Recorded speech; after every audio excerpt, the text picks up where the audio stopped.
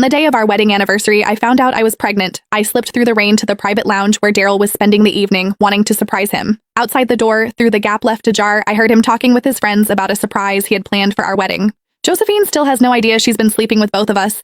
Every winter, I send my twin brother to take my place with her. Through the crack in the door, amid the roar of laughter, I caught sight of a man who looked almost identical to Daryl. Imagine the look on her face at the wedding when she sees that video of my brother on top of her. I clutched the pregnancy test results in my hand, ready to storm in and demand to know why he'd done this to me. But then I heard Daryl's voice again. Sarah's career has taken off. Josephine served her purpose. Sure, she lost her family and her career because of me, but I gave her a few good years of the high life. I'd say we're even. The casual indifference in his tone sent ice through my veins. A man who had done everything in his power to hurt me for the sake of another woman. I was done with him. And everything he had stolen from me, I would take back, every last piece.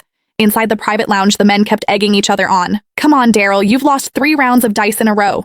You owe us something juicy. What's this big surprise you've got planned for Josephine at next week's makeup wedding? I stood outside the door, heart brimming with sweetness. 3 years since we'd signed the marriage certificate, and Daryl had been so consumed by work that the wedding kept getting pushed back. Now I was going to bring our baby along and finally make it complete.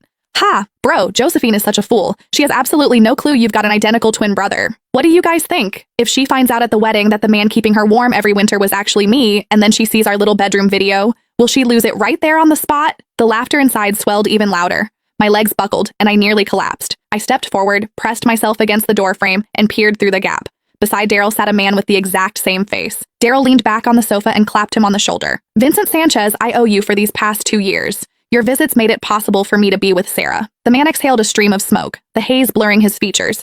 I don't get it, bro. Sarah was your college crush, so why'd you marry Josephine? Even in bed, she's boring as hell. I'm so sick of her. The men who usually greeted me with fawning smiles and called me Mrs. Sanchez were now leering and cracking vulgar jokes. I stood frozen, struck as if by lightning, unable to move, but the fury inside me burned hotter with every second. I drew a deep breath, gripped the door handle, and steeled myself to charge in and confront Daryl.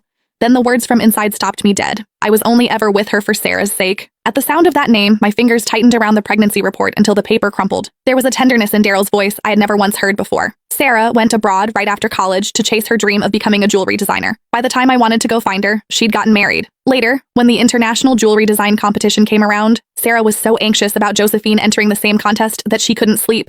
It broke my heart. I knew I had to help her. Gasps of admiration erupted around the room, everyone praising his devotion. I stood outside the door, and the memory of that accident years ago crashed over me. Cold sweat soaked through the back of my dress. The man on the sofa wore an expression of pride and tender indulgence. None of you would ever guess. I personally planned Josephine's car accident, so she'd miss the competition. Sarah sailed to victory using the designs I gave her. Josephine's so stupid. She even saw the winning piece afterward and said it looked familiar, but she never figured out I'd stolen her work.